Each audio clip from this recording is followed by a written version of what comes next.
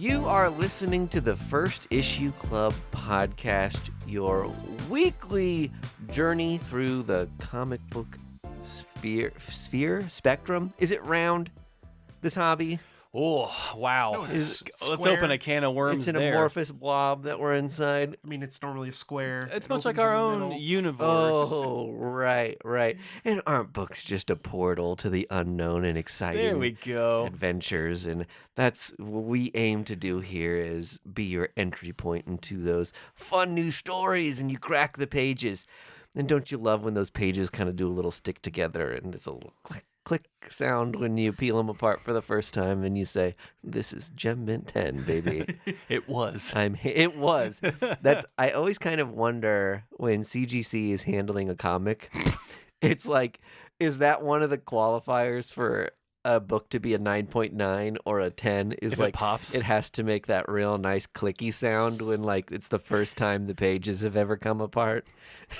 No one's even opened this. It does feel good. I do love that sensation, and it's a kind of ASMR-y thing for me. This is the First Issue Club. I am Mike D. I'm Greg. And I am Vargas. And as always, we're going to be talking about some comic book news and then some first issues that the gents read this week. I worked a lot this week. I missed last week's episode because I was working so much. I have not really versed myself in too many new comic books. I maybe have a pile that I've read more recently Okay. that I could grab and kind of try to speak to, but Well, we love I'm that spacing you're on all here, that stuff Mike. now. Yeah. Yes. Your aura in the room is all we've ever really wanted. Oh, great. That's sweet. Amber is the color of your energy. Whoa. What band is that? It's 311. 311. Okay. Fuck 'em up, Peanut. I always think Third Eye Blind. Third Eye Blind is better than 311. You'll I mean, no lies detected. yeah. Depending on your taste. Depending on how close you are to a beach, depends on your, depending on how many ponchos you own. which still could be relative to your location to a It's true. beach. Let me put it this way. Third Eye Blind has aged better than 311. If you own a Jack Johnson CD, you own a 311 CD. If you own a pair of Birkenstocks, you in Ooh. 2023. That's a toss-up. Could go either way. No, that's going towards 311. Guys, any comic book news top of mind? Here's the only thing I want to say about comic book news this week. Okay. Because All right, Greg, Yeah. go off. So King. step back, y'all, if I can get the mic for a moment. I would like to specifically talk to and sit down Oh, this is directed at someone? comic book Twitter. Okay. Calm it the fuck down. No, get torqued up. Calm it down. This week, for whatever reason, comic book Twitter is attacking Chip Zdarsky for being a hack on Batman, and has opened this whole dialogue about essentially Batman being a cursed book because Tom King was on Batman and people called him a hack. James Tynion was on Batman and then people called him a hack for being on Batman, and now it is bleeded into Chip Zdarsky, who was on Batman, and now comic book Twitter, I know people didn't like the Tom King run that much. I liked all three of those. So I guess I'm you in this scenario where I'm telling people to calm down. Yeah. A hack. Well, like, is there an argument for that? Like, is there sort of like hacky writing? So the argument that I think I'm gonna make is people get too emotionally attached to their characters. Mhm. You know what I mean? Like, and I can't imagine as a writer when DC approaches you and they're like, "Do you want to write Batman?" Your initial reaction is, "Fuck yes, I do." That's the dream job. And then there has to be a moment later in that That's evening. like the pinnacle of like. Yes. Yeah. Like that's what you're presumably that's what you're shooting for. Yeah. A big title book, a big flagship book. The flagship book. Yeah. Right. Some would argue. Right. And so you're like you ecstatically say, "Yes, I want to write Batman." Uh-huh. And there has to be a moment later in the evening when you're pouring your decanter of wine and you think, "Oh no, what have I done?" What have I done? Yeah. Like I have a target on my back now, I have this character in my hands who is on bed sheets, who people have tattoos of, and who people have written dissertations about. Yeah. People have opinions about Batman. They don't have that many opinions about Kaptara, but they have opinions about Batman. And whether it's good, bad, or indifferent, someone's going to hate it. And they're going to be the loudest on Twitter. And that just gains traction. Yep. And It makes other people feel comfortable coming out and saying their and shit. it just builds into a fervor. Yeah. And then suddenly people are saying he's a hack. I loved the fail-safe stuff. I That loved was the so dope. Okay, the multiversal Yeah. travel for as much as you could be like, I'm annoyed with multiversal stuff in comic books right now because it's so overdone. Yeah. Like the way he did it, I thought was fantastic. Well, and the fact that he like cobbled together a bat suit while he was doing it Uh-huh. was so cool. The whole I can't remember. I can never remember the name of like the other Batman that's like his protective Oh, Zurin Art. Zurinard, yeah. That is so cool Yeah. to bring that back, and I thought it was fun. Chip Zdarsky Batman. I also think calling Tinian a hack on Batman is He wasn't on it long enough. absurd. Yeah. One, he wasn't on it very long, and two, He gave you like 6 characters that he are like did so many iconic. new characters, and they were all like mega hyped. Like so many cool new Gotham things to like play with in the playground that felt very fresh and Yeah.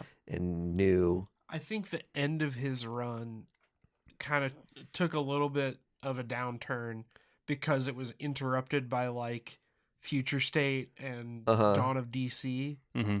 You know, like it felt like he was doing something and then he had to like kind of put the brakes on it to do Future State. Well, and then he had to quickly wrap up his shit because he broke his contract because he went to Substack. Correct. Yeah. So, I mean, I'm not going to knock the guy if the end stories weren't Right. 10 out of Yeah, 10. totally. Here's the thing though too that everyone's got to remember about comic book writers and what they're beholden to is that all right, so Tinian's run ends with Joker War. Great event. Right.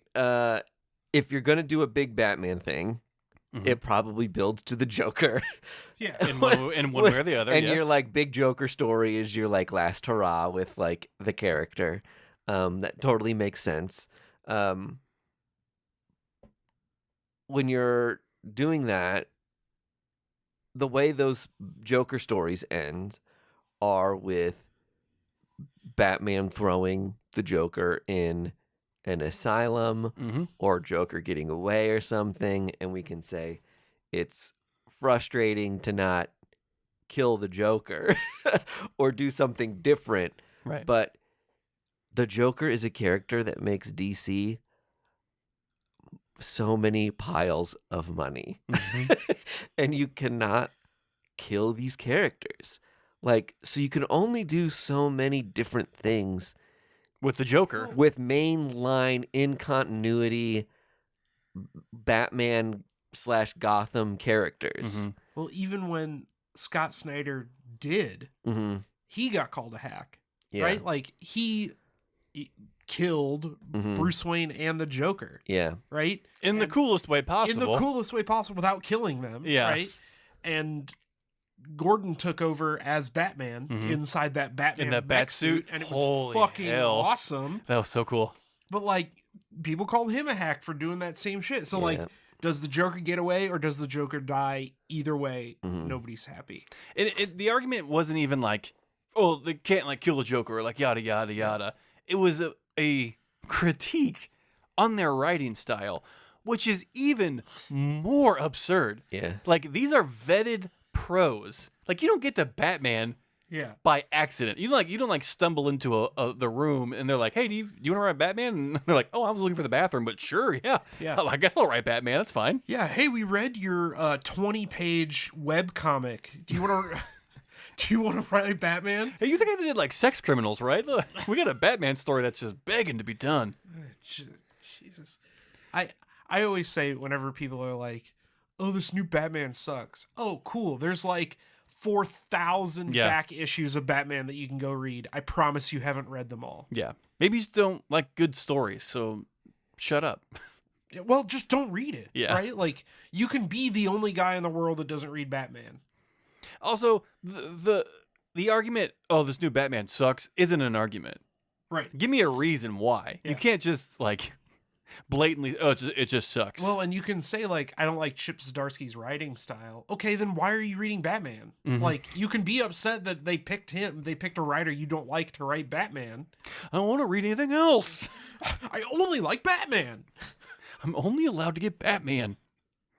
Well, lucky for you, he's off of Daredevil next week. I've been cursed by a witch, and I can only read Batman. Oh, good. There's only 7,000 Batman titles on the shelf right now.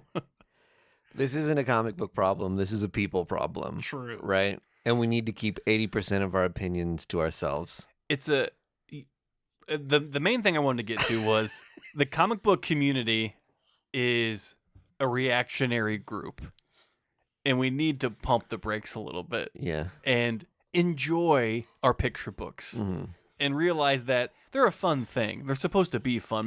Mike, do you say this all the time? Yeah. They're fun picture books. Just enjoy the ride. And Andy, you're right. If you don't like it, don't fucking read it. There are hundreds of books that come out every week. We cover them. Like, pick another one. You can go read a Batman book on Marvel. It's called Moon Knight. And he's dying soon. Yeah, and he's dying soon too. You can complain about that. That's the main point of news I want to get in front of just like people. These creators aren't hacks. They're in the business for a reason. They've been vetted. Just you don't like good stuff. It's like spitting out caviar. I don't know if I've ever had caviar. It's very salty. That's what I hear. I like salty stuff, though. Well. You an anchovy guy? No. No? No. Greg? Never. Never? I like an anchovy on my Caesar salad. Well, Really? Okay, yeah. Are there bones in anchovies? No. In cartoons, you just see them Well, I mean, being if, they, taken out of a can. if and, they're gonna like, if they're gonna put them on your salad, they're gonna debone them. Actually, I think the bones are cartilage. So I Oh, think is that you can- right? I think you can eat them whole. Oh, you just eat them whole. Okay. oh, fun party trick. Gulp. Big ol' oysters. Nope. I love I- oysters. I don't like seafood in general. You don't like seafood? Wow. No. Sushi? Does it come from the sea? I don't know. It's a different taste. You know, it's not like a. I don't As- like. as I don't like sushi. sushi. Okay. I like sushi. Yeah. All right. I just want to get on the same page with Yeah, everybody on what the they next mean 20 by- minutes are I'm just my listing boys naming seafood. foods Mackerel, and to see grouper. Shrimp. moving on. That's all the news that I had to really. The only news I had is also Batman news, and it's Batman Day is the 16th this year. Yeah, Again, I guess it's always on. the Remind me 16th. what Batman Day is. It's it's Batman's birthday and Death Day. sure. He planned it. There you go. Wow. DC does Batman Day every year, and they Okay. release like special editions of whatever. We go books to and Elite stuff. all the time when it happens. Does it coincide with the free comic book day? Yes, Okay. Sometimes. So it's just free. Okay. That's right. Sometimes. Yeah. Right. But Dr. Side Eye over here. Sometimes. this year This is catchphrase. is a big one because Gargoyle of Gotham comes out on Batman Day. Ooh, the Raphael Grandpa. Yeah. So get out there on the 16th and grab yourself a copy. I will definitely be doing that because I want to make sure and get the variants that I want It's going to because be I am a brutal. shill. It's gonna be awesome. I just saw Distillery launched their own web shop, so you can buy their comics straight from them now, For which is $100 cool. a piece. Just some variants. Yeah, most of them are cover price. We So- talked about the Christopher Ward $100 Oh, did you variant. cover this last week? Yeah. Well, we only covered that part, and it was on the Okay. Patreon, and we were wax poeticking about how they took the issue that Bad Idea had of scarcity, and we're just like, let's just make them really expensive, and then you can just buy them. Like Yeah. anyone can buy them instead of Uh-huh. mailing in like a stick or something. Like Right. like that's too much trouble. We'll Yeah. just make them accessible. That does seem to be a thing that Distillery is doing, is they're just printing a lot of everything and they're making you know about it well in Right. advance. So it's like no one's gonna miss. They're not sneak releasing Right. Jock's Gone. Right. It's like they're in your face constantly, like pre-order this book, which is, I don't know, I appreciate. I'm not mad about it because they're a new publisher. They need to make some money, so that's fine.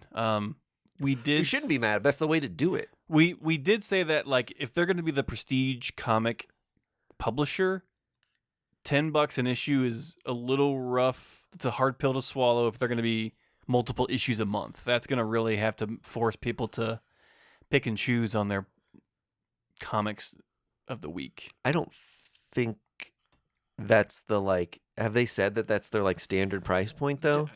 Devil's Cut was $10. But it's like a massive, it's like a magazine size anthology thing. Yeah, but we haven't seen any of their other like books, right? And the No, cover, so the the- cover I've seen for Gone is It's another big Another big prestige boy. format book. Yeah. I wonder if they're So- all prestige format, Right. So maybe like a Black Label kind of sized book. which is Yeah. fine if that's what you're doing. But I I don't- love these creators. and everybody's gonna buy them, but I don't want to pay $10 an issue. Pre-order them and pay $6. That's a bad answer, Mike D. It's just too pragmatic, too logical. I don't know. I'm willing to pay more for a big, longer form prestige thing, which is stuff reads better anyway, like that. Mhm. And these are creators that I know I love. So I welcome massive size, semi gloss, longer books if that's what they're going to do. Mhm. I bet you anything, though, they're going to have some larger format books, some regular format books that are going to be like normal comic book price, whatever that is in 2023. It is exciting to see a publisher with that stacked of a creator arsenal. Yeah. Like, they're not fucking around with the Oh, people yeah. that they have on these books. So I am excited to continue to read. It makes whatever me they got. wonder if there's going to be other creators that like hop into that, or if it's going to stay like that kind of tight knit group of those handful of people. No, probably all the guys that are complaining about Chip Zdarsky's Batman, they're all getting contracts from Distillery as we speak. Yeah. From their awesome Twitter threads that they get so many likes on. Mhm. Their original IPs, Titty Princess, are getting picked up by Distillery. And Bat Ham, the ham that's Batman. Do you guys still follow the Substacks that you started following when a lot of these, because a lot of the Distillery creators Mhm. were like big into Substack, early adopters, did the kind of special releases to their followers, stuff like that. Are you guys still into any of that, or have you kind of been like, Substack was an era of comic books that's kind of, and comic book fandom that's kind of starting to get in the rearview mirror? I mean, I still get emails from those Substacks of creators who are updating, and Yeah. they So people are still typically- really active on it, is what you're saying. Yeah, but it's used primarily now as like a newsletter of sorts, of Which just is like, that was the intention of the whole thing to begin with, right? well, the intention was that you would go to Substack. As a platform, not necessarily for comic books. Sure, yeah. Yeah. But like what they wanted was these long form things of like, Yeah, I'm going you to tell know, an ongoing story right, through my like newsletter. really make it your space and like make it so people really want to subscribe. Yeah, I don't know if they have like those big giant creator tiers anymore that were like, Tinian does. really? Well, he's so active on that god, like he is bombastic on Yeah, his he is Substack. Mr. Substack.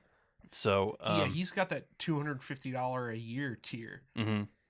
with, And you get like variants and they're signed, and Yeah. that's cool. I think you even get like a pin, like a You get- Department of Truth pin. You get a special pin that if you see him at a con, he gives you like a special thing.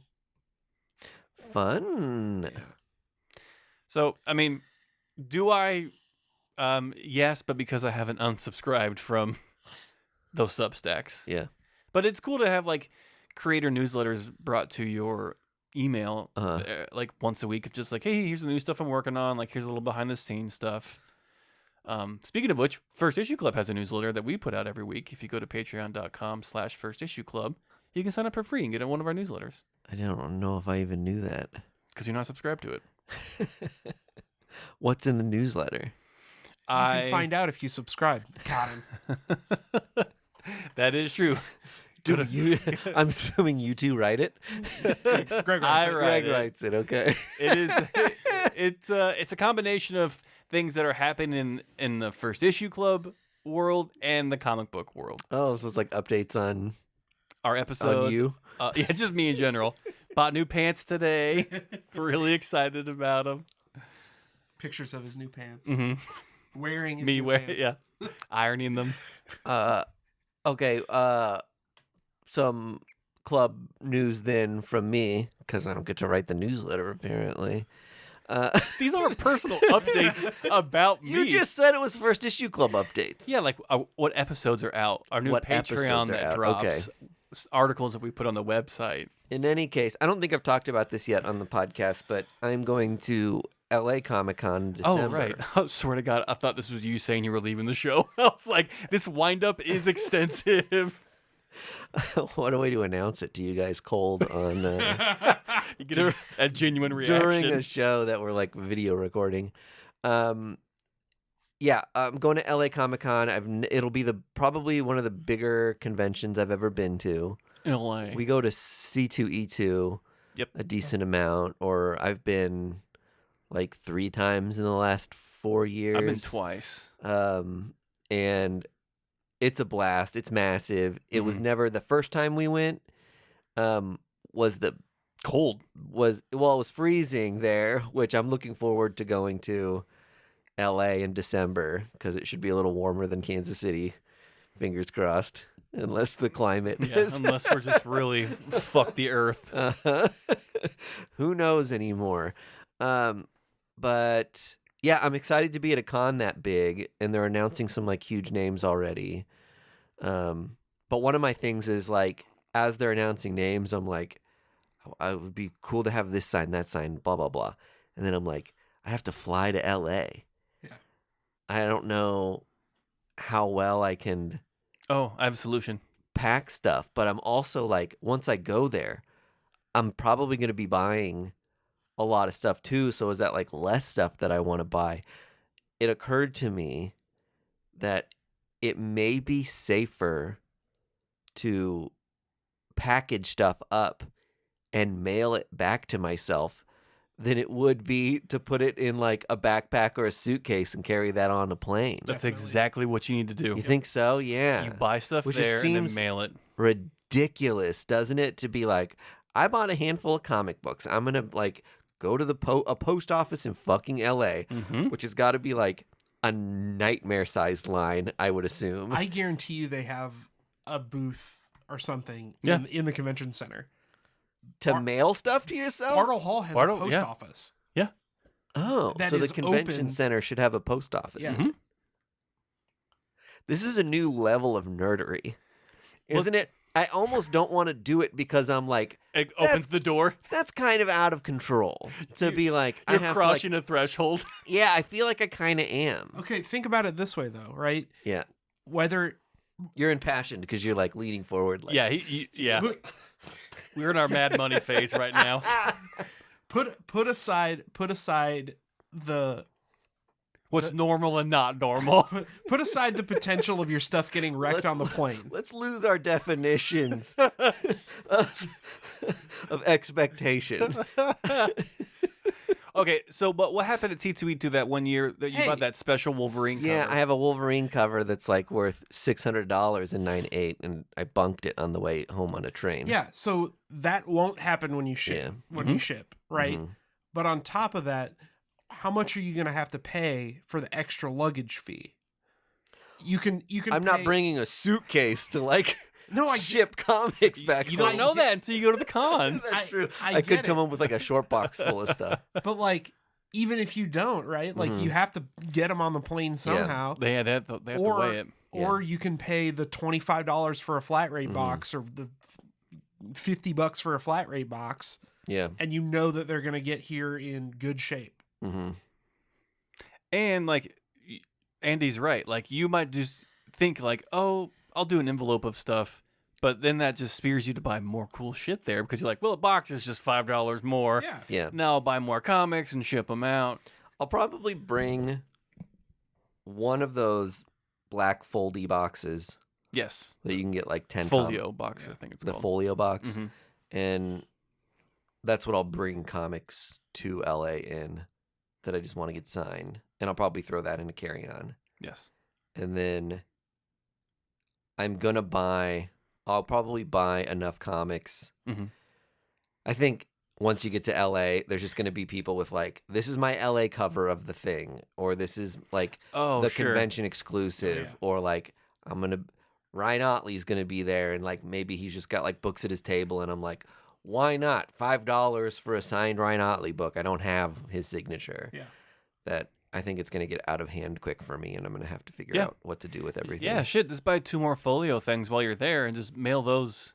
Mail the folio box back. That's not Well, no, in a box. Yeah. Well, yeah, obviously. Yeah. Put a stamp on it. Drop it in a. There would be someone who blue heard what I mail just bin. said and be like, yeah, I'll just put a stamp on that and be good to go. Tape it up with duct tape. Yeah. Yeah, the post office I think sells bubble wrap and all that stuff, Mhm. right? So Some of it's free if you like ship there with it, so they don't even charge you for all the bubble wrap and stuff. oh really? Probably not in L.A., you know what I mean? LA. What? LA. You gotta- I'm going to LA Comic Con. I'm sure there'll be a lot of fun celebrity guests just because it is in LA. Yeah. The only people that are confirmed so far are like the Lord of the Rings guys. All the hobbits. Sauron's gonna be there. All the hobbitses are gonna be there. That's cool. But I'm not really like a celebrity signing. you kinda- get Samwise kinda to sign guy. your copy of Rudy. I'm trying to think of, do you guys have many celebrities that you're like, I No. would have to stand in line and get their signature, even if it was let's assume the celebrity signatures are $50. Which for someone like Elijah Wood, it's got to be like at a minimum $50 a signature, right? Kermit the Frog. Kermit the Frog, you would do. Yeah. We're assuming he's like a being that could sign something. You would do Kermit the Frog. I'll accept that as an answer. Knowing full well that there's a person under that table. Yeah. You'd do. It'd be worth it for the picture. Yeah. Yeah, thanks, Greg. Yeah. And then his signature is just a bunch of scribbles because it's a pen attached to a Dear Greg, Muppet arm. It's like, oh shit, Kermit, you spelled it wrong. That's all right, man. That's all right. I've got 2. Andy. And you can pick, I mean, Alive or dead? any celebrity. I'm not saying you're not Yeah. confined to Comic. actors Oh, Okay. stuff. You could do like and if we open it to like musicians and things, maybe you've got like more people. Yeah, I can't even do musicians. Could we be here? We'll all rule night. them out. Yeah. Yeah, John Carpenter, Directors would be very I would- cool. Yeah. Bruce Campbell, I was gonna say Bruce Campbell for you. and Kurt Russell. Yeah. You get all your Escape from New York stuff signed. All my The Thing stuff signed. Uh-huh. If I could have a The Thing poster signed by Kurt Russell and John Carpenter, Yeah. I'd kill everyone in this room for that. They signed it together off the same At the pen. same- to Andy. Yeah. I mean, I don't think I get too nervous around people.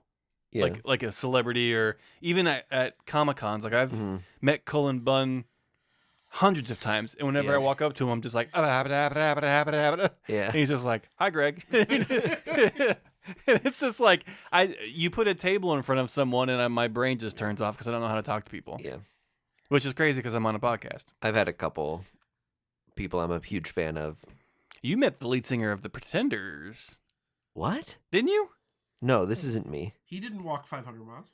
No, that's not the Pretenders, is The it? Pretenders. No, that's Proclaimers. The Proclaimers. Didn't you meet someone from the Pretenders? No. What? Who did you meet? The lead singer. Oh man, this is Oh, maybe you're thinking of the Breeders. the Breeders. That's what it was. Oh, that yeah. The Pretenders. I'm a moron. I'm a big Breeders fan. Yeah. Of my 90s rock, my 90s indie rock, and chick-led bands. La Tigre. Um, What about you? I was just thinking I'm such a Captain Marvel freak. I'm like, if Brie Larson was there, Mm-hmm. it might be cool to get like a movie poster or something signed. Yeah. One of those like movie poster variants would be cool. Yeah, right. Something like that would be rad. Yeah. First appearance. Yeah, we've had this conversation First parents of Captain Marvel had Brie Larson a sign million that right times there on the cover. podcast, but Yeah. do not get your like classic comic book signed by actors. Like that is nuts. You mean my Avengers was- #4 signed by Chris Evans isn't worth anything? If it was printed before 1970, do not Yeah. have an actor sign it. If it has to be Good purchased God. with war bonds, just don't get it signed at all. So nuts what people do. It's like this person is a blip in the history of like what this character is like long term. Oh man, I saw people when Stan Lee was still alive. I saw people having Stan Lee sign unboxed action figures of Spider-Man, Sure. and they're like $100 out the window. Like what? Yeah. Have him sign a Post-it note at that point. You can put it on anything. You can put it on each. You change the action figure it's on when you get home. Yeah, like to have him I- sign just like a bumpy action figure is just asinine. I watched a Whatnot stream the other night of a guy selling some slabbed comics. I can't remember the seller's name, but he's a pretty popular one. Yeah. Um, Dr. Comic. and he had a lot of CGC Stan Lee signed stuff, and then some raw Stan Lee signed books. And he had one that was literally, it said Standibity. And he was like, now this one doesn't look like a real Stan Lee signature. And I immediately started like cracking up. And he was like, we were having Stan Lee sign a lot of books, and he fell asleep in the middle of this one, and for some reason wrote Ibity when he woke up and didn't really like finish it. And Poor Stan Lee. and I was The like, way we treated that man I towards the know. end of his I life. was like, you're describing elder abuse. Like, this is fucked up. the fact that he admitted that he was just like, first of all, we had too many books for Stan. Second of all, we made him continue signing After he fell asleep. They just like clapped in his face and were like, finish this. Like, fuck off. Let the old man go home and rest. It just felt, I was like, that's gross. Sign my books and you can have your oxygen back. Yeah, right? That's almost as worse as stealing his blood. God. Oh my God! Why? What happened to us as a culture? Someone bought the Stan Ibity book. For how much? How much did the Stan I can't Ibity remember. Go for? It was One of one, Stan Ibity. it was over $100. First appearance of Stan Ibity. Yeah. God. Oh, gross. Well, Well, let's get into I was gonna let's say, get did into you the read- first Yeah, let's issues talk of about comics. first Did you read issues. any comic books this week? Okay, let me just let's preface this comic book section real quick. Sometimes this show is hard Sure. because every week it's either feast or famine. Yeah. Either there's like one or two books that come out and they're good, or it's like a million books come out and they're all good. This was a feast week. Yeah. Well, so much shit came out this week. It was Kill Your Darlings, the new Birds of Prey, like Fire and Ice came out, like so much shit came out. So I read like 4 books and every one of them was a fucking heater. Awesome. So I'll just get into the one that I was like really, really looking forward to the most, which was Kelly Thompson's Birds of Prey. I had very high expectations from this book. From the moment she started drip feeding the cast months ago, which was Black Canary, Batgirl, Harley Quinn, Zealot, and Big Barda. You know, seeing these characters slowly being revealed, you're like, this is the craziest Birds of Prey team. And so Leo Romero is doing the covers. Is he doing the interiors He's doing too? the interiors as He's well. one of my favorite artists. The art in this book is unparalleled. I will say one of the things I love about Leo Romero, and I say this about a handful of artists every once in a while, is like he draws women in such a Real. real way Mm-hmm. that is like, it's just like, look, he can do it. Yes. Right. You know? It can be done. Like, like older women, younger women. It's like they don't all have to be like I can't. It's kind of it makes me feel gross about like the medium sometimes when you just see like this story isn't supposed to be that. Like this Yes. artist did something like gross with like a younger character that like I'm not liking. But Leo Romero is one of those people who just handles like the way he draws women Right. is like fantastic. And I'm glad you said that because every character in this And this book, is a women-based team, right? Yes. Yeah. So like, every character in this book is so defined Mhm. and so different, and that is equal parts Kelly Thompson and equal part Leo Romero. yeah, Like every character is a different size. Everyone has a different dynamic attitude and personality that they bring to the team. Mhm. This book from the jump had my attention and did not let go. yeah. Like the art is crazy, the design of the panels is crazy. Kelly Thompson's script is impeccable. Like the addition of Harley Quinn on here is like such a wild card selection. If anything, if you buy any DC book this year that is like kind of out of your wheelhouse, make it Birds of Prey, because it is so finely tuned and honed in to accessibility to every reader, new or old, for a DC book. All my favorite creators who had been writing Marvel stuff are like now writing DC stuff.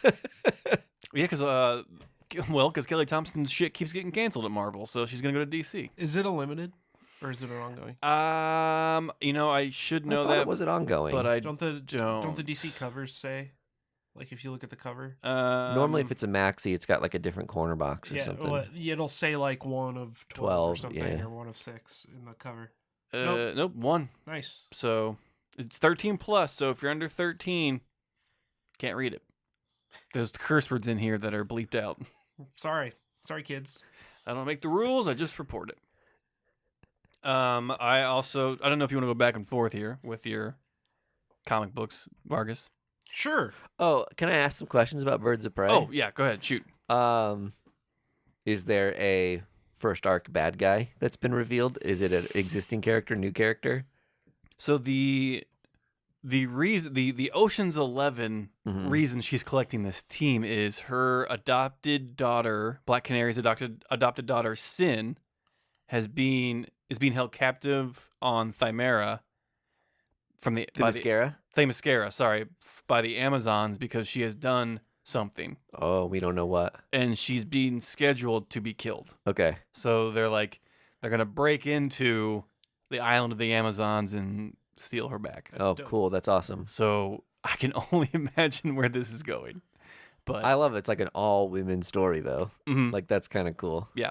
Yeah. And is I don't remember Big Barda being like talking like a caveman kind of thing or like a Thor kind of character, but she her pacing in her speech has kind of like a me like you like Yeah. bat creature, you fun. It's just like, did she get hit in the head with a hammer? Like, Yeah, she was just like a regular person in Mr. Miracle. right. So I don't know, but in any case, so charming, so fantastic, and I'm excited to read more issues of this Right on. series. Nice. Did you have any more follow-up questions? No, that was it. Okay. Hell yeah. So I read on Boom, Hunt for the Skinwalker. It's by Zach Thompson and Valeria Berzo, and it is actually an adaptation of the book of the same name. And it's about this like real life story of Skinwalker Ranch out in the Uinta Basin in is that Idaho? Don't look at me. I have no fucking clue. Pretty sure it's in Idaho. It's like Mike knows his basins. You're a real basin head. Yeah, You're real basined. I'm going to hit all of them before I die. That's my bucket list. This winter, I'm checking off more basins. New ones pop up all the time, so it's hard to keep count of all the basins. So this is like a horror book, true life crime kind of thing about cryptids and aliens and ghosts and all this kind of stuff that allegedly happened to this family on Skinwalker Ranch. That's a gross name, first of all. Oh, the I story don't behind like- Skinwalkers is horrifying. And they're in here. Oh, Yeah. It's very cool though. It has that like same kind of vibe as like Department of Truth. Martin Simmons did the cover, the A cover. The same kind of vibe as like Blue Book. If you I guys loved read Blue Book. Same thing here, right? Or it's that like kind of embellish, like fictionified, true Yeah. story kind of thing. One thing I really appreciated about Blue Book was it was almost like you're seeing the story play out, but the narration through it was like, these are the facts of it. It was like, at this day, this happened. At this point, so-and-so was reported to have said. So it did tell you like the story from the person's perspective as if they were telling the truth, but it was never like, this is a thing that happened. yeah. You know what? It felt more real that way, which I appreciated. And this book does the same. Does thing. it? All Yeah. right. That's awesome. I love that. It's very cool. I am a big fan of like paranormal and all that stuff. If anybody listens to last podcast on the left, they did a whole like 3-part series on Skinwalker Ranch, and they've done movies and documentaries about it, and I'm totally into all that shit. So this was like right up my alley. it's scary. Fuck that shit. I don't. I want to sleep. Yeah, no, no way.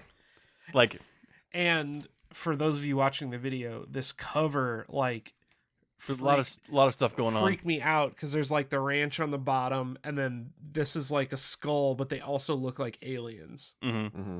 So like, Yeah, it's a dope. rad cover. It's a rad Yeah, cover. and Martin Zach Simmons- Thompson fucking rules. Yeah. Yeah, he's a great writer. Anyway, Hunt for the Skinwalker out on Boom, totally rips.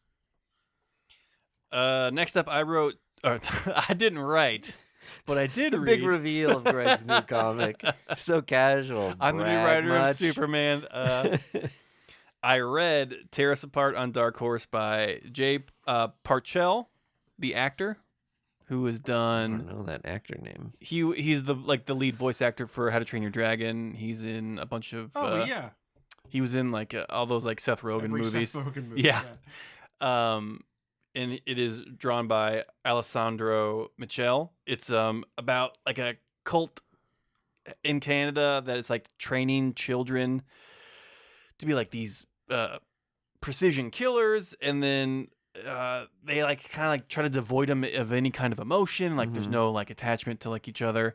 Well, these two cult kids like kind of like form this relationship or friendship, and they bust out of there. And then I'll be honest, like the beginning of this book is kind of bogged down by like introducing you to the cult and like kind of like trying to explain the past relationship of these two cult kids like a little too quickly to me. But then mid book flip switches and it turns into the most carnage infused book that I've ever seen on Dark Horse. Wow. And like there's like a brutal fight scene in the snow. There's very sparse colors in this, which I loved. But there's this beautiful and brutal fight scene in the snow that is just barbaric. And like that was the moment where I was just like, oh, okay, like we had to rush that stuff real quick so we can get to here. And now that we're here, I'm in. I'm kind of into like, because it's like a fight to the death of like, can these kids get off this mountain or this like Canadian wildlife or wilderness to like find freedom or whatever. So this is Jay's first comic book outing. So not bad. I really enjoyed myself. And it's Tear Us Apart on Dark Horse. Dope. It doesn't sound very funny. He's a comedic. actor. He's a very comedic actor. I think I've seen some interviews with him where he was trying to do something a little different with comic books. So far, worked for Jordan Peele. It can work for him. yeah. What did Jordan Peele do? What do you mean? What did Jordan Peele do? Comic book. Oh, he did do comics. Oh, okay. yeah, that's what I thought you meant He just too. switched genres. Yeah. Okay.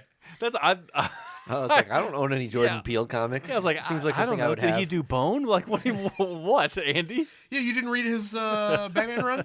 He's a hack. He's a hack. That's why he went to go do movies. What else? Is that it? Oh, What's it called? Tear Us Apart? Tear Us Apart on Dark Horse. Real quick, I also read. I have to get to it. Fire and Ice. Oh, that's the DC book, right? Yes, correct. And it was. It's called Fire and Ice. Welcome to Smallville. And it's kind of a spill out from what's been happening in Human Target and the Night Terror stuff and Yeah, they're the both Power in Girl Human stuff. Target, aren't they? And it is about fire and ice, like moving to Smallville to kind of like start a new chapter. And Those are characters, if you don't know. There's a green one and a blue one. green one and a blue You're one. caught up. Their names kind of say what they do. Yeah, one is fire, one is ice. And it's And they're cops, and they... no, they're not cops. It's It's a buddy cop. It's by Joanne Starrer and Natasha Bustos, and it really is almost like a slice of life DC book about these people kind of restarting their life and interacting with the people of Smallville, Yeah. and trying to just like form a different identity and like, or like trying to establish a new self in this town, like as protectors. Was there a lot of setup in the first issue? Because there were backup stories Mm-hmm. that led into it in like Action Comics and a couple of, like Right. you mentioned, like a Right. Power Girl comic or something. Yes. And I didn't know those are some of those things Yep. too, where I'm like, sometimes you pick up a comic and you're like, wait, I needed those backup stories. So I was wondering if you could There's jump. a lot. Okay. But they referenced those stories. They reference those stories. Okay. So- but you can buy this book without having read the... I read it just fine without reading those Without backup reading the stories. backup stories, okay. They do the little comic book thing where they have the little asterisk by a phrase. They're Yeah, just see like, it in. yeah, check out Action Comics 1050, and you're like, nope, I got what I got. But it's cool. There's a lot of cool setup for something greater that's going to happen down the line. These two characters are a lot of fun. I used to read a lot of Justice League of America and Justice League International, and Fire and Ice were on those teams way back in the 80s and early 90s. So it's kind of fun to see them brought back into a more modern setting. So it's cool. I'm excited for it. It may not be everyone's cup of tea, but for all intensive purposes, DC in the year of our Lord 2023 is producing some top-notch books. Is there a reason it wouldn't be everyone's cup of tea? Or is this like a certain type of book that you're like, This is more like an introspective okay, superhero book. got it. It's more about relationships than punching Got it. giant gorillas. The previews that I saw for it gave me vibes of like Tom King's Vision. It's not that heavy, but Yeah. it definitely is of like two friends. It's like two friends who like move into an apartment together and pretty quickly find out we maybe are better friends if we don't live together. Yeah. And so it's gonna be like dealing with relationships and like how you interact with people and like who are you and like what do you want to be kind of Yeah. thing.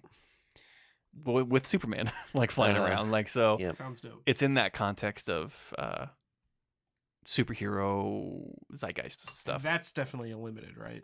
That is definitely limited, yes. Which is fine. It's Yeah. a great book. I also read Kill Your Darlings. This is on.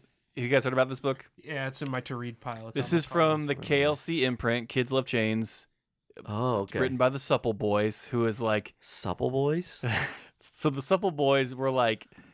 I do not like that name. The Supple Boys is a nickname you get for being really good at something or really bad at something. Like that is the nickname you get of a supple boy. They were hand in hand with Ryan Stegman and Donny Cates helping form KLC, Okay. and like they were basically like the assistants or like the go-to guys of just like if you have a question for Donnie, like you can ask us. They ran like the podcasts and stuff, and they ran their Substacks, and now, they put in their time there, and they got a chance to write a comic book on Image called Kill Your Darlings. It's about a young woman who has a very vivid imagination with her, action figures and dolls and the land she creates, and then one day something happens, like a fire started and her mother dies, and we kind of get these inklings that maybe her imaginary world isn't as imaginary as she or we thought. Dope. And so it will blossom from there. Okay. I was in our email, we were given a preview for it a couple weeks ago, and it shows a lot of promise. I love books where the premise gives both the author and the illustrator the freedom to do like weird and wild characters. Mm-hmm. Like anytime you have like, oh, an imaginary friend is real, it just like gives you license to make some of the coolest visuals in comics. Mm-hmm. I think of like Imaginary Friends from Tim Seeley. Ooh, Imaginary DC. Fiends. Imaginary Fiends, that was it. Yeah. Love that book. Yeah, it was insanely good. Yeah. The movie Drop Dead Fred. So many good striking visuals. God, in that. That was more of a psychological thriller than it was a child's comedy, if you think about it. You guys are done. But no, Andy, you are right, because like when you are given the license of like kids' imagination, Yeah. you as a writer and you as an artist are just like, oh, I can do anything now. Yeah. A banana with a robot head and machine guns. Yeah, and there's a character in here who is like a pig elephant hybrid. Yeah. And it's I like love that stuff. super cute, super short, kind of has a wise mouth on him. One has a short nose, one has a long nose. What's going to happen when we put them together? A regular size nose. It's like a human nose. They can pick up things for some reason. Yeah. So yeah, it's by Ethan Parker and Griffin Sheridan. They are AKA'd as the Supple Boys. It's drawn by John J. Hill Nice. on Image Comics. Oh, yeah. John also worked on Vanish. Probably. If it's a KLC. Yeah. If you know me, I remember seeing that name on a Vanish cover. yeah, he's done stuff with the Schlub and the crossover God Country. So he is well versed in the KLC, Donny Cates, Stegman stuff. KLC rock and roll.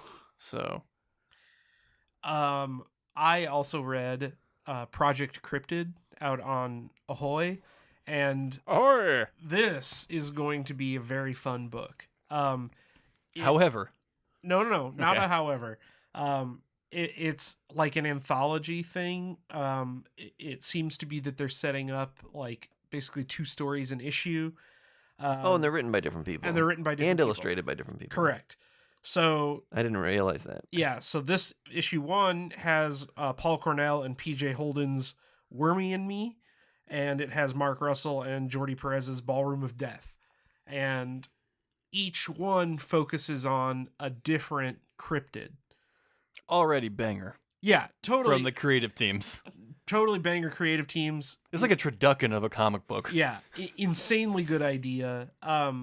So the first story is about a Yeti, and it takes place on like a Himalayan mountain, and the second one is a wild ass like cop drama where this cop befriends a Mongolian death worm and then joins a cryptid division of the LAPD.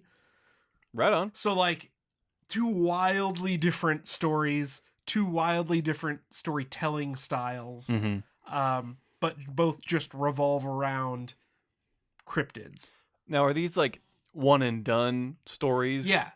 Yes. Okay, They're so not going to continue. The only thing that continues is the backup story by my Mr. main man, Grant Morrison. Yeah.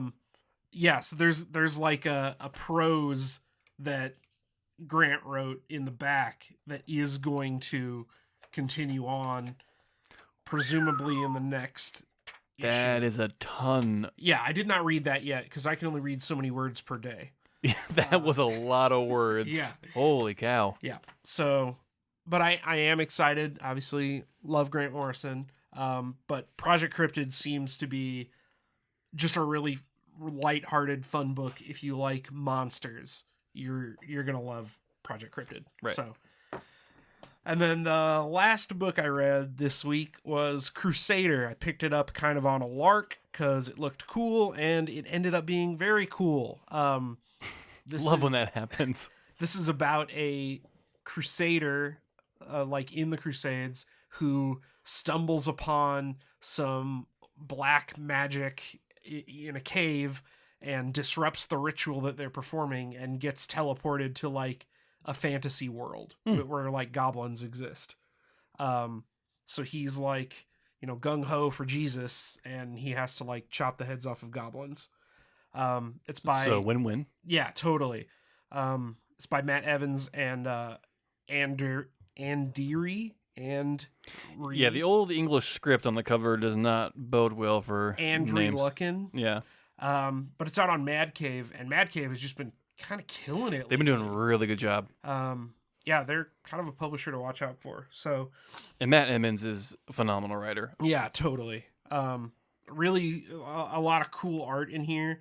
It gave me actually like Paul Pope kind of vibes. Yeah. With the like a little bit chunky art, but still really, Yeah, I love those thick lines and like yeah.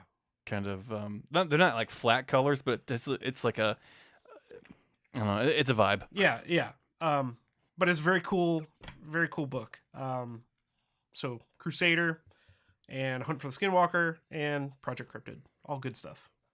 Like I told you, it's fucking stacked week. Yeah. Like this happens a few times a year where you're just like, oh, okay, I guess everything hits this week. Yeah.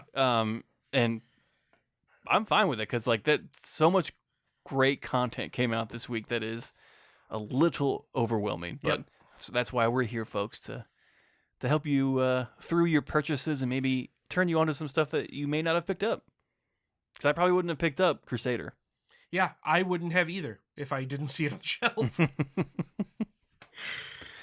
Well, I think that's it, Mike, unless you have something that you... I don't. I have nothing else except to say, Ad Wiedersehen. Goodbye. First Issue Club is edited and produced by Mike DeStacy, Greg Lichtag, and Andy Vargas. Follow us on social media at First Issue Club, and check out our Patreon for videos, audio, and more at patreon.com/firstissueclub.